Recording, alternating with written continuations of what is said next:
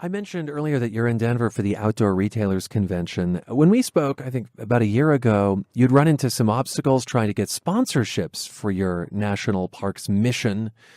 Talk just a little bit about that disappointment and how much you think that has to do with the fact that you're openly gay.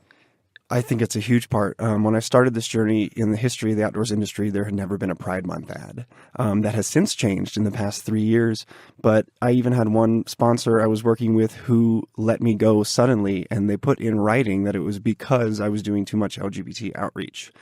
So it's really been a journey, both this physical one to the parks and also this process of thinking I had to hide who I was for this journey to be successful. And sort of learning that actually it's because of sharing who I was that now this journey is where it is today and will complete. Gosh, and since then, you were featured in an outdoor recreational ad campaign, I think in association with REI and an outreach program called Opt Outside. Yes. What's the correct. message behind this?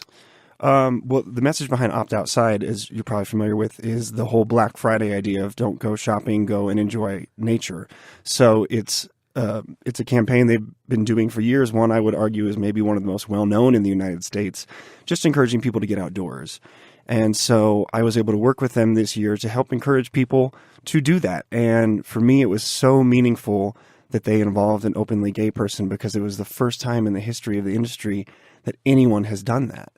Why is it important that there be a specific focus on the LGBTQ community when it comes to the outdoors?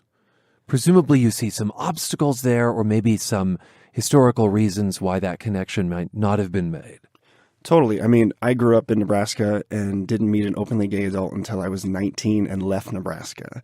And so I think representation really matters. Seeing people like us, seeing someone who's outdoorsy and gay, I hadn't seen that before this journey started. And now I'm able to be that for kids around the country and world and people who write me and say, you're the first person I've seen like me. Like me. What has the representation been before that? What, There wasn't really anything. I mean, I did really comprehensive research before starting this journey, trying to find someone who I could approach their sponsors to work with me, and I found nothing.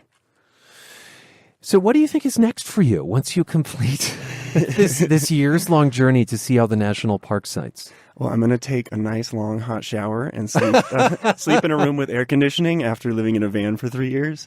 No, I'm really excited. I'm going to keep doing stuff with REI. I'm going to be helping them expand and share their Outside with Pride collection, appearing at Prides with them, doing speaking events for them. So I'm really excited about that. Going to continue doing some more outdoors projects.